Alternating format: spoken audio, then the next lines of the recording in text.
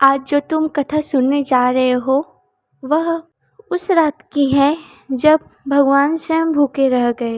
राजमहल में भोजन भरा था, फिर भी भगवान ने खोपड़ी की दरवाजा खटखटाई। बंधु मेहनती, न ही कोई राजा था और न ही कोई पंडित, फिर भी वह श्री जगन्नाथ जी को पूरा दिल से चाहता था। उसे बंधु मेहनती एक गरीब इंसान था और उसे नहीं कोई भिक्षा मिलती थी और नहीं उसे खाना मिलता था। फिर भी वह अपने पूरे दिल से श्री जगन्नाथ को मित्र मानता था। वह सोचता था कि आज जो है वो रहेगा और जो कल मिलेगा उसमें मेरी पूरी ज़िंदगी निकल जाएगी। ऐसे में वह रोज़ सुबह नहाकर अच्छे वस्त्र पहनकर श्री जगन्नाथ की पूजा करता था और वह किसी के घर काम करता था, लेकिन मंदिर में जाकर वह अपनी इच्छा के अनुसार जितना भी कर सके उतना काम करता था और सब कुछ करने के बाद उसे जितना धन मिलता था उससे अनाज लेकर सबसे पहले जगन्नाथ जी के लिए निकाल देता था और फिर बाद में अपनी पति पत्नी के साथ खाते थे। उसकी पत्नी का नाम सुनीता था। वो भी जैसे ही उसके नाम है सेम वैसे ही वो भी।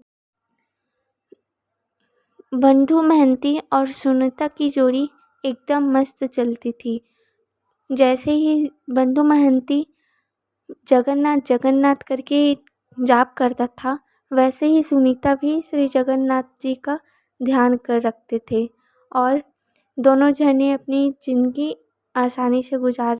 बंधु मेहनती अपने मन में श्री जगन्नाथ जगन्नाथ करते रहता था, इसलिए उसके गांव के लोग उसके लिए हंसी भी उड़ाते थे और उसकी प्रशंसा भी करते थे। यही बात महाराजा को पता चल गई कि जगन्नाथ जी बंधु मेहनती से रोज़ मिलने आता है, तो उसे जो है शक हुआ कि ऐसा कैसे हो सकता है कि मुझे कभी जगन्नाथ जी दर्शन नहीं दिए तो उस महंती को कैसे दे सकते हैं करके। ऐसे में राजा ने अपने महल में भोज रखकर पूरे गांव में निमंत्रण दिए और बंधु महंती को भी निमंत्रण दिया। फिर बंधु महंती खुश हुआ क्योंकि उसके यहाँ 2 से 3 दिनों तक वो लोग भूखे सो जाते हैं, ये सोचकर कि कुछ नया मिलेगा खाने को। ऐसे में राजमहल में भोज होने के कारण सारे लोग अच्छे वस्त्र अच्छे श्रृंगार करके पहुँचे, लेकिन बंधु महंती वही अपना पुराना कटा फटा वस्त्र पहन कर गया और जगन्नाथ जी का ध्यान किया। और बंधु मेहनती के लिए सिर्फ एक चटाई था और दूसरों के लिए सोने का सिंहासन था। फिर भी बंधु मेहनती के मन में सिर्फ जगन्नाथ जी थे। और इधर महाराजा बोलते हैं बंधु मेहनती को कि तुम्हारा प्रभु कहाँ है, हमें दिखाई नहीं दे रहा, जाओ उसे बुलाना भोज के लिए। ऐसे सब सुनकर सभी जने उसका उपहास उड़ाते हैं और वहीं बंधु ने जो है अपने मन में श्री कृष्ण को कहते हैं कि प्रभु आइए आप।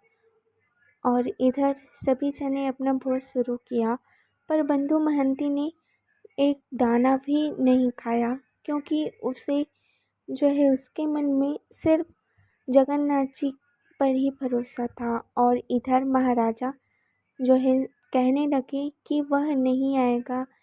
ऐसे में कुछ देर बाद राजमहल में सभी भोजन को बंद कर दिए और महंती चुपचाप निकल गया और वह मंदिर में जाकर बैठ गया और दोनों हाथ जोड़कर श्री जगन्नाथ को कहते हैं कि मुझे भूख नहीं है जगन्नाथ, मेरे मन में सिर्फ ये है कि कहीं आप भूखे न रह जाओ। ये सब कहते हुए बंधु मेहनती रोने लगा और उसी रात एक चमत्कार हुआ कि जगन्नाथ